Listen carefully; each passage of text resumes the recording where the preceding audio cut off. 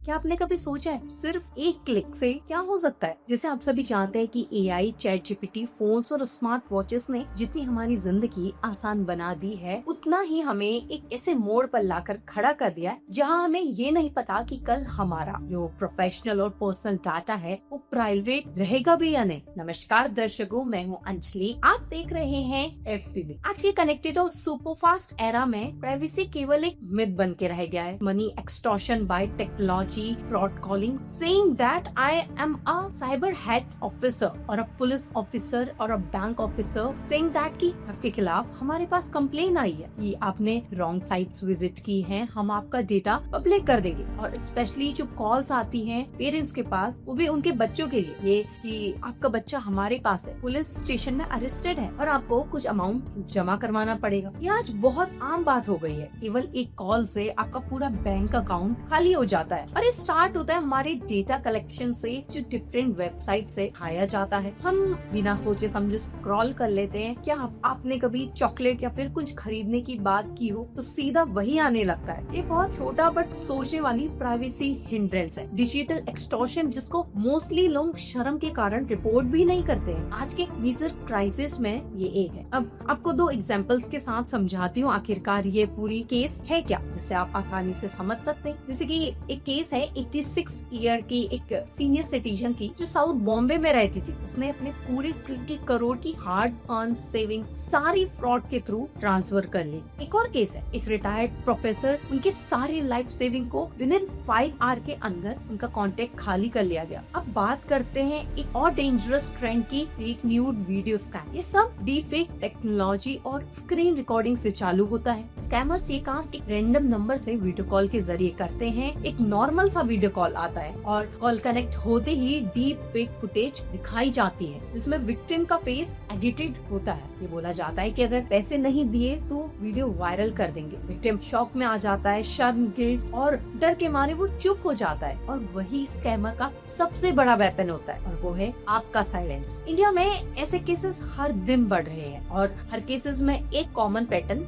जरूर होता है, और वो पैटर्न बहुत इजी है, इमोशन मैनिपुलेशन। आपको क्या लगता है कि स्कैमर सिर्फ अनएजुकेटेड लोगों को ही टारगेट करते हैं? बिल्कुल भी नहीं। अब तो आईटी इंजीनियर्स, बैंकर्स, इन्फ्लुएंसर्स भी इसमें फंस चुके हैं। एआई और ऑटोमेशन की वजह से स्कैमर्स के पास अनलिमिटेड टूल्स हैं। Deep fake video generator, fake UPI apps और वॉइस क्लोनिंग सॉफ्टवेयर्स। एक क्लिक में आपका contact list, gallery, chats download कर लिए जाते हैं, फिर वही यूज करके ब्लैकमेल करते हैं इमोशनल लेवल पे और फाइनेंशियल लेवल पर। यही रीजन है कि आजकल प्राइवेसी लग्जरी नहीं है, नेसेसिटी बन चुका है। मैं आपको एक रियल केस बताती हूँ जो दिल्ली का है। 24 ईयर वर्किंग गर्ल का है। उसे व्हाट्सएप पे कॉल आया, रिसीव किया और 10 सेकेंड्स के बाद एक फेक न्यूड वीडियो बना दी गई। उससे 25,000 मांगे गए और जब उसने नहीं दिए तो वो एडिटेड वीडियो उसके ऑफिस ग्रुप में भेजने की उसको धमकी मिली है। उसने हिम्मत दिखाई, साइबर सेल को रिपोर्ट किया और 3 दिन में स्कैमर ट्रैक हो गया। उसने ये प्रूव किया कि शर्म से नहीं, अवेयरनेस से प्रॉब्लम सॉल्व होती है। चलो बात करते कि हम और आप मिलकर के क्या कर सकते हैं। सबसे पहला, ओटीपी या पिन किसी को शेयर नहीं करना है। बैंक या फिर पुलिस कभी ओटीपी नहीं मांगते। अननोन लिंक्स या फिर पेमेंट रिक्वेस्ट को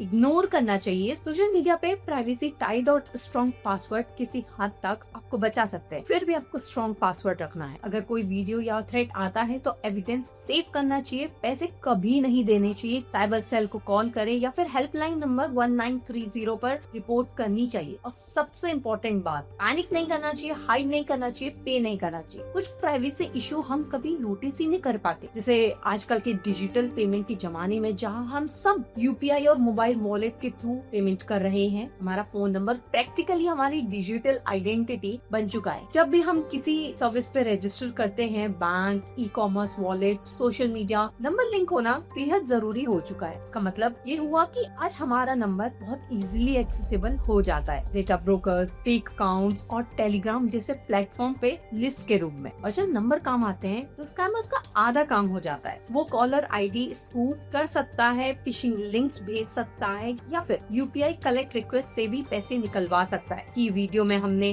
पहली बात की थी। टेलीग्राम जैसे ऐप पर रोज नए क्विक मनी स्कीम्स दिखाई जाती हैं। इन्वेस्ट 500 अर्न 5000 इन 10 मिनट्स वाली पोस्ट। ये स्कीम्स ये लोगों के इमोशन और लालच को टारगेट करता है। कम मेहनत तेज पैसे। जो लोग फाइनेंशियल लिटरेसी कम रखते हैं या फिर जल्दी पैसा चाहते, स्पेशली युवा और स्टूडेंट्स, वो इन ट्रैक में फंस जाते हैं। ग्रुप में फेक टेस्टिमोनियल्स और एडिटेड स्क्रीनशॉट से ट्रस्ट बिल्डअप किया जाता है, फिर पीपल को डिपॉजिट करने के लिए भेजा जाता है। जब पैसे डिपॉजिट हो जाते हैं तो विड्रॉल डिनाइड हो जाता है, ग्रुप एडमिन डिसअपियर हो जाता है। इसी तरह के स्कैम आखिरकार फाइनेंशियल फ्रॉड ही निकलता है। बेटिंग साइट्स और ऑनलाइन गैम्बलिंग प्लेटफॉर्म एक अलग ही चैलेंज है। ये बच्चों को चुंबक की तरह अपनी तरफ खींचता है। फ्लैशी एड्स, इन्फ्लुएंसर प्रमोशन और फर्स्ट डिपॉजिट बोनस जैसे ऑफर। बच्चे जो ऑलरेडी इम्पल्सिव होते सिर्फ थ्रिल के लिए बेटिंग शुरू करते हैं। 10 मिनट्स में पैसा डबल करने के प्रोमिसेस अनरियलिस्टिक ही नहीं, डेंजरस भी होते हैं। लॉस होने पर परेशानी, फैमिली टेंशन और कभी कभी डेब्ट तक पहुंच जाता है। और जब पैसा खत्म हो जाता है तो बच्चे फ्रॉडस्टर के प्रेशर में आ जाते हैं और वो उनको ब्लैकमेल करते हैं, साइबर हरेस करते हैं और वो इन सब चीजों के शिकार बच जाते हैं। एक और ट्रेंड है, इन्फ्लुएंशियल लोग इन साइट्स को इतनी बोल्डनेस के साथ प्रमोट करते हैं कि जैसे लेजिट एजुकेशन प्रोडक्ट हो। इन्फ्लुएंसर्स की क्रेडिबिलिटी का मिसयूज किया जाता है, उसी वजह से फॉलोअर्स ब्लाइंड ट्रस्ट भी कर लेते हैं। बहुत बार ये प्रमोशन पेड होते हैं और इन्फ्लुएंसर्स असली रिस्क डिस्क्लोज ही नहीं करते। इसका इम्पैक्ट बहुत बड़ा है क्योंकि यूथ और ट्रस्ट इजीली शिफ्ट हो जाते हैं। हम इन चीजों को पूरी तरह एलिमिनेट तो नहीं कर सकते क्योंकि हम एक टेक्नोलॉजिकल एरा में हैं, इंटरनेट एरा में हैं, तो